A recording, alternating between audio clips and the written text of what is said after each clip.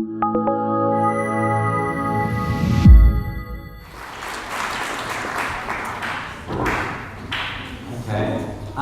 That's really good coming on just after we've declared war on the man. That's great. Hope my picture's not associated with that. It's been really interesting today, sitting at the back there, listening to all the different types of speeches, because I had an idea what Hero Town was and the Hero Round Table. I followed a little bit when it was in America, but I haven't actually been to one. So I had an idea of, yep, I'm going to come here. I've got my plan of what I'm going to talk about, and after listening to everyone, I'm thinking it's an amazing world out there, lots of different experiences and so on. So I hope you'll be able to get something from what I talk about today, if you have no idea what superheroes or comics are in current day.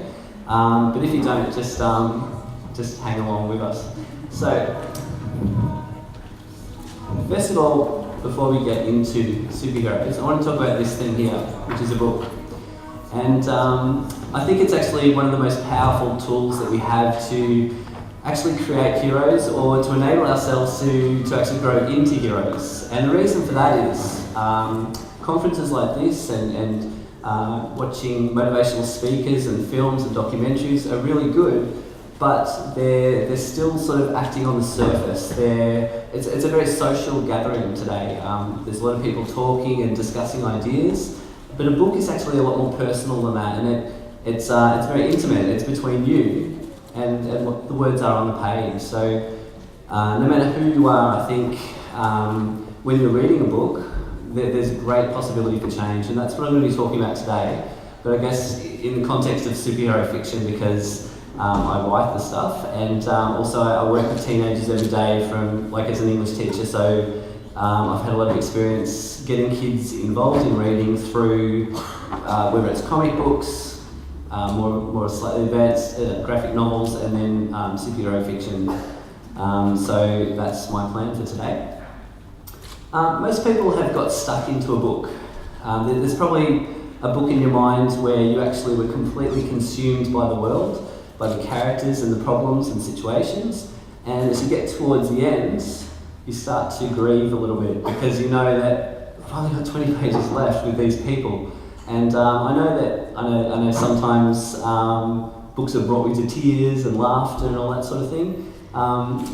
And putting a book down is a pretty major thing.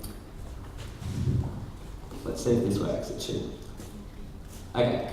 So I'm looking at three ways that books actually do enable us to become better people, or better informed people and more self-aware people. And the number one thing that they do is empathy. It actually helps to create empathy with people outside of yourself. And a few of the speakers have talked about the self-centered nature of humans, generally speaking. But books actually enable us to totally get rid of the ego. Virginia Woolf actually said it totally gets rid of your sense of self, and you're consumed by other characters that you're reading. The quote here is saying that there's been a bit of research into this. They've been looking at literary fiction and canon fiction, like the big power sort of writers of the world, and how that it does actually increase awareness of other people's problems and states of emotion and that sort of thing. What I want to do today is bring it down a lot. Again, a lot of the speakers today are talking about these major world-changing things, which is fantastic, but working in a high school in Portland, sort of down the road, I'm working with a very small, kind of secluded community as well. It's very white, I guess would be one way to describe it. There are a number of different cultures there, but it's very, very much a white kind of community. So the idea of empathy is really important for me, working with these kids, and I've been doing it for 13 years, so those kids are now adults and they've got kids of their own as well. So if we can actually build some empathy as we go, I think that's really powerful domino effect kind of thing. I'll skip through that. Virginia Woolf up twice in the one speech. My mum's actually here at the back. I'm born in Geelong, so bit of a reunion here today. Virginia Woolf has a quote about reading as putting an egg in our mind, and I like to think of that as the potential to actually become more self-aware, to become a better person. That there's an egg in there after reading. It might not hatch immediately. It might incubate for several years, and then later something might happen to bring you back to that experience and build from there. Okay, the next one I'd like to talk about is self-identification. So the importance of reading a book and being able to see yourself or your situation or possibly an experience you might have had in other characters. So instead of being, say, a 14-year-old boy in Portland with a body image problem, sitting in his room thinking about how he's not buff enough or not strong enough or not smart enough and so on, if he reads a book and actually sees similar characters, he realises he's not alone. So self-identification is really important in reading, and we'll get to superhero fiction in a minute. How important it is for superheroes to actually represent a diverse range of people. Traditionally they've been very white, middle-class American, and that's definitely changed. The third one is the most important, I guess. It's leading towards empowerment. So if readers, whether it's fiction or superhero fiction, once they start to get more aware of their surroundings and other people, and then become more aware of themselves, then hopefully that can lead to empowerment to actually do something. So if you read about a person that you identify with and they've actually gone out and changed the world or stood up to some super villain, whether it's a physical one or a imaginary one, then you're more likely to feel that you could do the same. Okay, now we get to why I'm doing superhero fiction. And I guess I've kind of got like 3 hats for this. I was going to say 3 heads, but wasn't quite right. So I'm a school teacher. So I believe in using books to actually teach, and not just the curriculum of the VCE or Ausvels or whatever it might be, but social skills and basically teaching kids about the whole experience of life. So I'm a teacher. I'm also a writer. So when was it? 2 years ago, I published my first novel. Before that, I've been playing around with short stories and so on. But I published a book, which, funnily enough, is superheroes. But it's really bringing in my passion for empathy, self-identification and so on. So it's about, basically it's a coming-of-age story. A kid grows up to, I should tell you. Okay. All right, so, sorry, I'm looking at the time going, oh my God. It's like the doomsday device or something. So basically it's about a kid. Obviously one of the reasons for writing it was to target young boys who may be reluctant readers. So it was a young kid whose grandfather was actually this big bad supervillain, really sort of over the top, kind of deliberately over the top, and he had to sort of live in the shadow. Growing up from the age of 13 to 17, everyone expected him to be a bad person. So he's got a parole officer because he was sort of caught up in some bad stuff as an early adolescent, and he's never actually got the break to be a normal kid. So it's kind of a coming of age that everyone can relate to, so that self-identification, that stepping out of the shadow of your family with hero kind of stuff, just to keep the interest. So that's my second head, and my third head is that I'm a comic book reader, and I've been doing that since 1988. And coming back here, it's I actually grew up about 3 streets that way, and I remember, I think I was 14 when I got my first comic, and I think for the next 4 years of high school, that's all I read. So I'm an English teacher now, senior English teacher, head of curriculum, and I read comics for 4 years, pretty much, and neglected my novels and all that sort of stuff. So what I'm saying today, in addition to other things, is that the comics serve a purpose, and it's not that every comic is brilliant. There's some rubbish out there. There's some really atrocious stories put together with freakish people with weird bodies. If you look at superheroes and think that that is the ideal body for a male or a female, that's sending really horrible messages, which hopefully will change over time. But there are some really good writers out there with some good messages, which hopefully I'll get to now. Alright, so heroism, obviously superheroes has the word hero in it.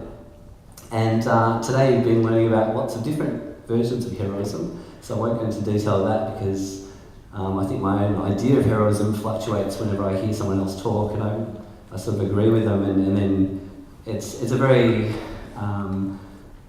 amorphous kind of changing term.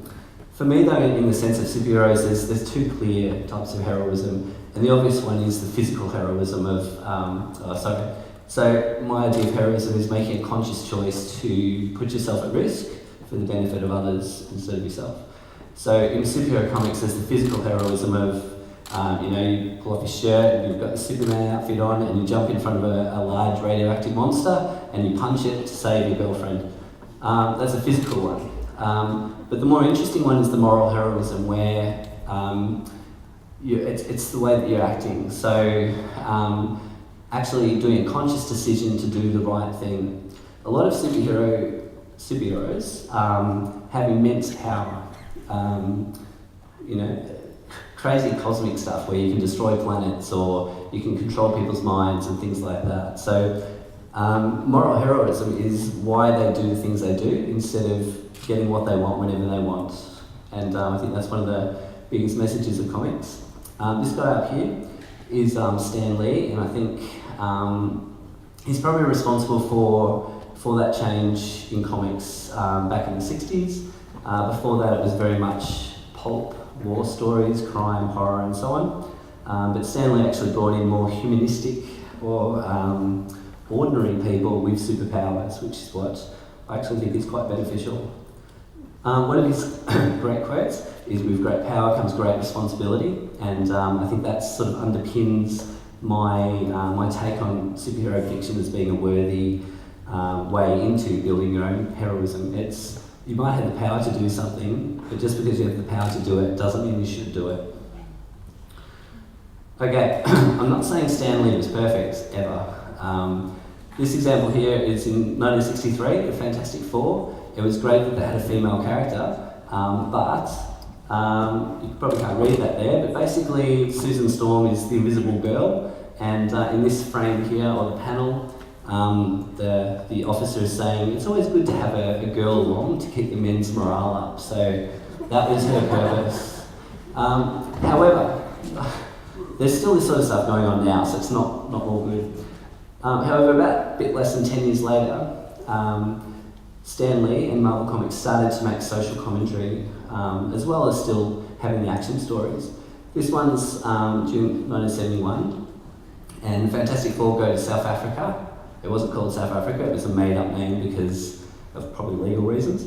And they have a bit of an adventure, and at the end, they're basically saying, even though we came in and saved the day, there's still this division between Europeans and coloureds, and the thing gets really angry and smashes it. So it's a very clear commentary from Marvel Comics and also the writers that they were anti-apartheid at that time.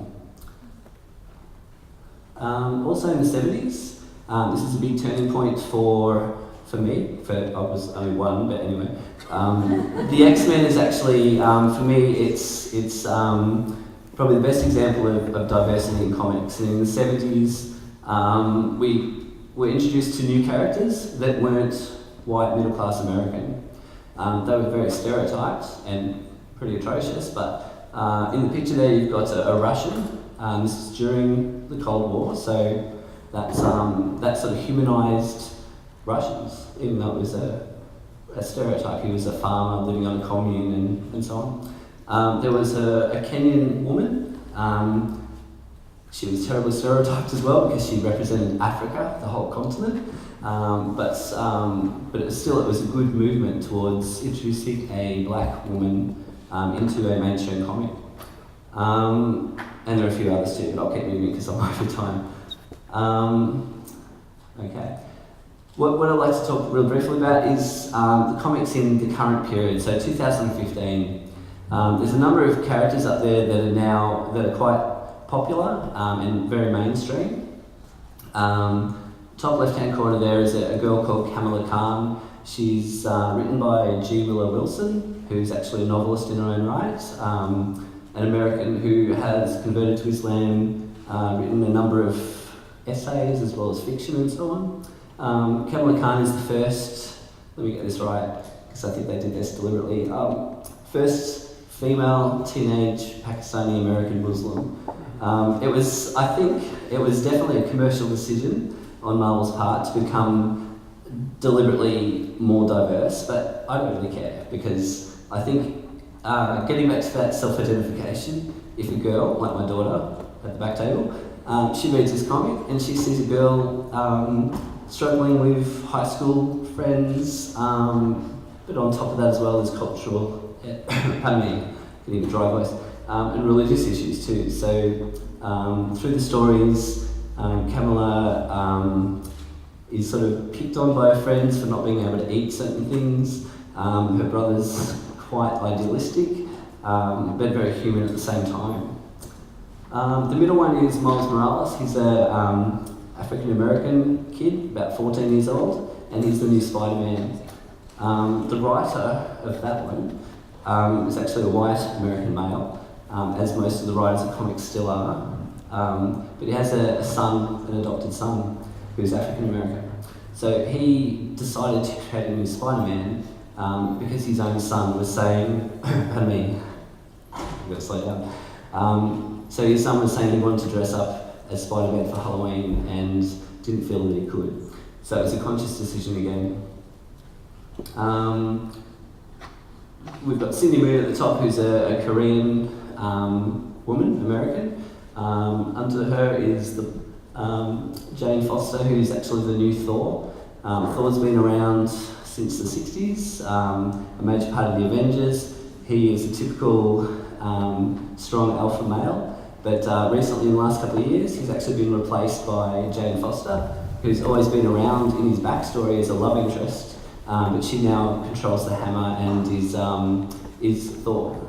The thing about her is that she's actually also battling breast cancer. So again, it goes to that self-identification. Yeah, thanks. All right. So this is an example of a character who's battling breast cancer. The two at the bottom there is Wiccan and Hulkling, who is they've been around for a number of years. Young teenagers who happen to be gay, but it's not their main story. It's just who they are. So they've moved away from making being a gay or a lesbian character into just, it's another part of who they are. Alright. I think I might just move on a bit. So basically what I'm hoping for you to get out of this today is to look at comics and fiction like Patrick Ness here as a way to encourage particularly young readers into developing that awareness of other people and also about themselves, and then to actually do something about it, that you can actually do something. So this is a really good book. I'd recommend you have a look at it. The main character actually suffers an anxiety disorder. It's not actually labelled or anything, it's just that when he gets stressed, he starts to count the corners of tables or things like that. But again, it's just a part of who he is. It's not he's the Asperger kid, that sort of thing. Percy Jackson is another good example. He's a dyslexic kid, but he's actually like half Olympian hero, that sort of thing. All right, I've really gone over time. So what I think fiction can do is lay those eggs in people's heads, and what comes out of those eggs can actually change that person, and then hopefully change the community and the world after that. Thanks for